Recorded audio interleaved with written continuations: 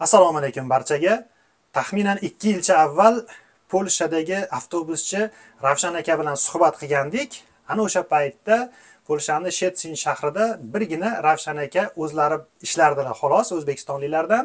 Hozirgi kunga kelib 20 dan ortiq hamyurtimiz mana shu avtoparkda faoliyatlarini olib borishyapti. Ularni bir nechtalari bilan biz YouTube'da suhbatlar qilganmiz. Bemalol kanalga o'tib ko'rib olsalaringiz bo'ladi.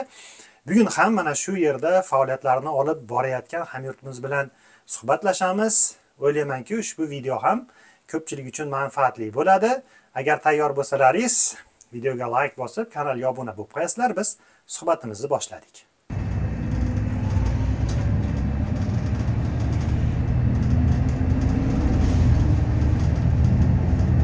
Rahmat aka, assalomu alaykum. Alaykum assalom. Mana bugun ish jarayoningizda siz bilan birga bo'ldik. Meni birinchi sizdan so'raydigan savolim, bir oyda necha soat ish soati ishlayapsiz? Plus minus, ya'ni stabil bo'lmasa kerak. Plus minus 240 soat ishlayapman bir oyda. Bitta liniyadamisiz shu kelganingizdan beri yo? Yo'q, ikkita, uchta liniyada ishladim. Hozirgi kunlarda bitta liniyadaman. O'ziga mana shu bugungi 222 marshrutda ishlayapman. Bir tomoni necha kilometr shunda? Necha kilometr yo'l yurasiz? 15 kilometr. Hozir bugun 8 soatli grafikda ishladingizmi? Yo'q, 8 soat 59 minut. Rosa 9 soat. 9 soat. 9 soat doimiy reysda rulda yurasizmi yoki ajdaniyalari bormi? Yo'q, har bir tomon kelganda yarim soat stoyanka bor. Liniyani boshidan oxiriga borganda yarim soat, qaytib kelasiz. Qaytib kelib u tomonda 15 minut stoyanka. Har bitta kurugingizda 45 minutdan dam olish bor. Charchamaysan, yaxshi. Qulayliklar yaxshi, sharoit yaxshi. So'raganimki, o'sha 9 soat probka yo'q. Probka yo'q. Shahar tashqarisida yurasiz ekan, ancha yaxshi, yo'llar yaxshi. Deyarli svetofor yo'q yo'lingizda. Svetofor pashti yo'q hisobda. Hozirda bir 20 dan ortiq hamyurtlarimiz ishlayapti. Ishlayapti. Shu avtobazada. Men sizdan avvalgi bir nechta hamkasblar bilan suhbat qilganman, YouTube'da bor videolar. Ana shu videolarni izohida men bitta bir fikr meni doim o'ylantiradi-da. Ko'pchilik o'zbek ko'paymasin bir joyda, mana Rossiya rasvo bo'lgan, shunaqangi mazmundagi fikrlar ko'p. Mana siz ishlayapsiz, yurtdoshlar kundan kunga, oydan oyga ko'payyapti. Bu yaxshimi, yomonmi? Shu haqida ikki og'iz fikringizni so'ramoqchi edim. Yaxshi, nimaga bu bizni o'zbeklar sababini nima qilish kerak-da? Men chaqiryapman, masalan, o'zimiznikilarni, o'zimiz tanishlarni, o'zimiz shu Rossiyada ishlagan bolalarni chaqiryapman. Bir ikkitasi nimaga chaqiryapsiz? Cho'pay ketyapti. Bizga ish qolmaydi desam, nima senga ish qolmaydi? Sen cho'ntagingdan berasanmi, yo'q otangni avtobazasimi bu? Seni nima qiladi? Endi biz masalan bizning hamyurtlar kelmasa, baribir boshqa millat Gruzin kelyapti, Ozarbayjon kelyapti, Ukraina kelyapti, ishlaydi. Bundan o'zimizlar kelib ishlagan yaxshi-ku, o'sha O'zbekistondan kelib. Hamyurtlarimiz. Bitta hostelda ham adashmasam ko'pchilik birga turasizlar, to'g'rimi? Hozir pashti 20 ta bor biz o'zimiz nimada. Farg'ona shaharidan o'zi bir 8 ta bo'ldik. Samarqandliklar bor. Respublikani hamma hududidan deyarli. Navoiydan kelishdi, Surxondaryodan bola keldi, Qarshidan kelganda yaqinda. Ya'ni onamni ko'p kelayotgani sizga zarari yo'q demoqchisiz. Yo'q, naborot ko'paysin. Chunki men qarshiligim yo'q. Men video qo'yayotgan odamman-da, kommentariya o'qib turib, shuning uchun biroq so'rab olay. Yo'q, naborot xursandmiz, kelish ko'payaversin o'zimiznikilar. Siz qanchadan beri ishlayapsiz endi hozir? Men rosa hozir 8 oy bo'ldi, adashmasam. Ishni boshlaganingiz. Shaharda ichidagi masalan siz avtobusda yurasiz, boshqa yengil mashinalar bor. Ularni harakati sizga xalaqit bermaydimi yoki bir uzun transportdasiz? Yo'q, bermaydi. Naborot bizga ular yo'lovchi transport avtobuslariga yo'l berishadi, yaxshi hurmat qilishadi. Biz ikkinchi daraja yo'ldan chiqayotgan bo'lsa ham, ular asosiy bo'lsa ham biz to'xtab qo'yib yuboradi. Astonkadan turgan bo'lsa, signal ham chalmaydi. Bizni yurgandan keyin yuradi. Orqasidan kelayotganda siz yo'lga chiqib olishingiz uchun kutib turadi. Keyin bir oyda qancha xarajat qilasiz o'zingiz uchun, deylik, masalan, patent, propiska, patent, boshqa yo'q, dokumentatsiya, hech nima yo'q. Просто yotoqqa oylikdan 450 zlot tushib qoladi.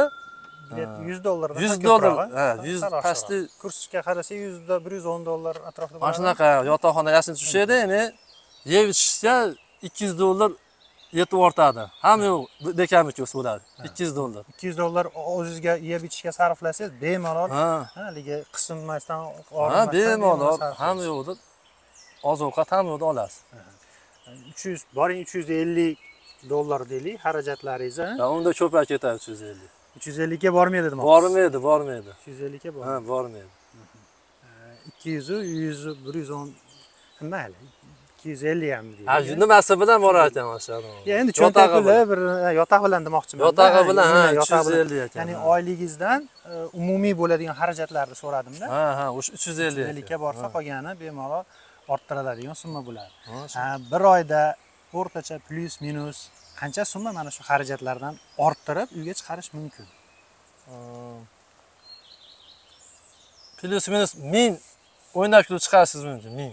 Shunaqa 8 soatlik grafikda ishlaysiz. 8 soatlik ishlaysiz. Agar 8 soat, 12 soatlikda ishlaydigan bo'lsangiz, 12 soatlik va 15 soatlik bor, ikkita pitovka bor. Birinchisi va ikkinchisini ishlaydigan bo'lsangiz, o'sha 1200 bemalol chiqarib olasiz. Rasxoddan tashqari. Tushunarli. Yana bitta savol. Soatiga to'laydi-da, bir soatiga 25 zlot anaqa 5 sentmi?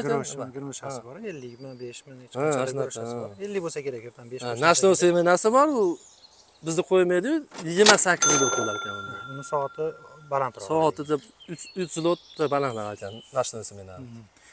Hozir adashmasam, siz semenni yana bitta o'zbekistonlikka topshirdingiz-a? Ha, o'zimizni Mag'ilnoli Akramjonga topshirdim ikkinchi semenga. Ya'ni bitta liniyada ikkita o'zbekistonlik bir-birlaringiz bir-birimizga sement topshirdik. Mana shu sement topshirishlarda ham muammolar bo'lmaydimi? Masalan, ikkinchi sementni qabul qilayotganingizda texnik holati, avtobusda shunga o'xshagan bironta muammo yo'qmi? Yo'q, bo'lib qoladi endi. Har xil texnik temir nima-ku, undaq bo'lishi mumkin. Balon qo'yib yuborgan bo'lishi mumkin. Bo'lsa eshik ishlamay qolishi mumkin. O'shana paytda nimaga dispetcherga teriladi. Anadan уже nimadan rezervni mashinani minib chiqaradi sementchi. Bo'lmasa, siz liniyadaligingizda biror narsa bo'lib qolsa, sementchi sizning mashinangiz emas, yangi mashinani minib chiqadi. Garajdan minib chiqadi. Uni kelib ana bu yerda anaqa podgotova deydi. Podgotova kelib hali tex bo'lmish. Mexaniklari kelib tuzatadi. Tuzalsa, tuzaldi, bo'lmasa buksurga olib ketiladi. Bunga siz javob bermaysiz buni texnik. Yo'q. Agar urib netib olmagan bo'lsangiz. Yo'q. Men hali reyslaringiz orasida ko'rdim. Mashinada chiqib tekshirishdi, kim edi ular? Ha, u nima? Beli shapka deyiladi. Kontrollar, nimasida kontrol. Nimani nazorat qiladi ular? Shu avtobusni tekshiradi. O nimani biletni uchun ishlayapti, ishlamayaptimi? Ya'ni putovkani tekshiradi. Ya'ni nimalar, trafaretlar yozilganmi? To'g'ri yozilganmi? Texnik holati joyida turibdi, ham yo'qni so'rab, yaxshi bo'lsa bitta pechat bosadi. Agar bironta ayb narusheniya qilgan bo'lsangiz, ikkita pechat bosadi ish taraf. Qancha jarima solish mumkin? 50 zlotdan 200 zlotgacha. Darajasiga qarab. Masalan, kelib qoladi, astronomiyada to'xtaydigani bor, to'xtamaydigani bor. Основной anaqali. Siz to'xtashingiz kerak, mumkin bo'lgan majburiy to'xtash bor, majburiy to'xtamaydigan. Shunga agar orqangizdan kelib qolsa to'xtamasangiz, shunga u belgilab yuradi o'ziga. 150 zlot shtaraf qiladi. Qo'shin. Ko'rib qolgan bo'lsa. Sizni qilayotgan jarimalaringizni darajasiga qarab summasi kelib chiqar ekan. Bundan tashqari oddiy ko'chani politsiyasi ham to'xtatadimi? Bizda GAI deymiz-ku. Yo'q, narusheniya qilmasangiz umuman to'xtatmaydi. Men masalan kelgandan beri umuman mashinaga chiqqan yo'q nimalar. GAIlar chiqqan. GAIlar chiqqan yo'q. Tushunarli. Hozir O'zbekistonda haydovchilik guvohnomasi bilan ishlayapsiz. Hozir O'zbekiston yaqinda karta pabetasini olinadi, o'shanda yana Forestki pravani olamiz. Almashtirib olishsiz. Unga hali hech kim bosh og'ritgani yo'qmi? Yo'q, hozir yo'q. hech kim anaqa nima qilgani yo'q.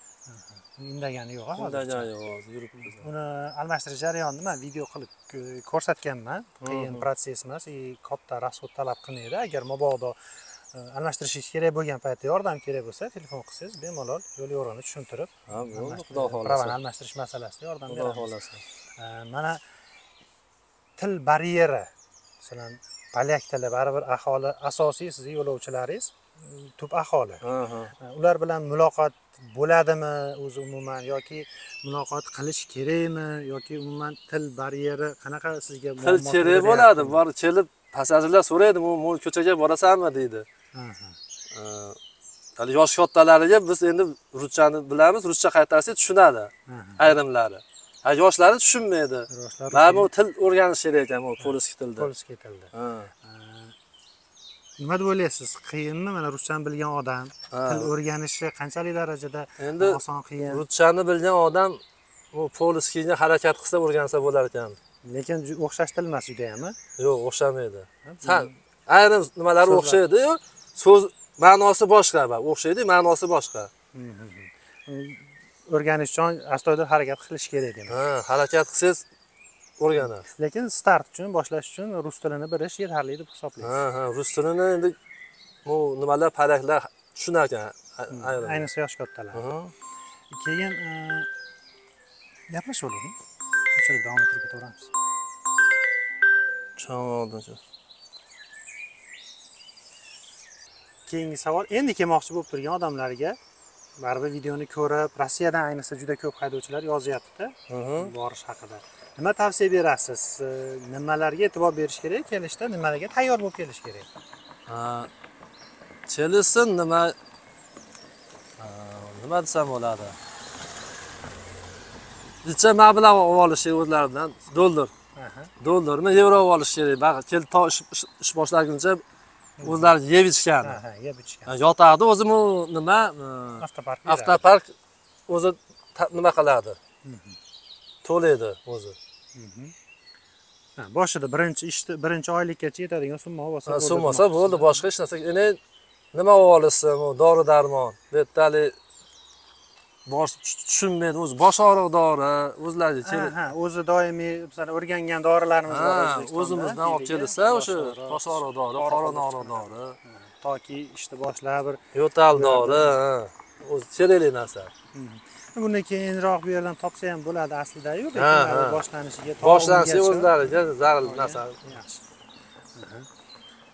Demak, asosiy endi boshqa mavzularda men avvalgi videolarda gapirganimiz, qayta so'raganimiz uchun u savollarni qaytarib so'rab o'tirmadim.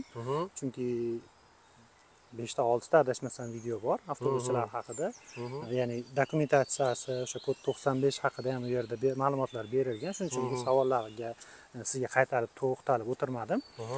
Asosiy so'rash mumkin bo'lgan savollar mana shular edi. Aka, sizga kattakon rahmat. Vaqt ajratganingiz uchun. Ishlaringizga omad.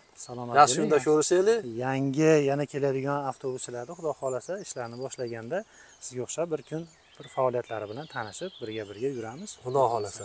Salomat bo'ling aka. Mayli, sog' bo'ling. Ishlaringizga omad.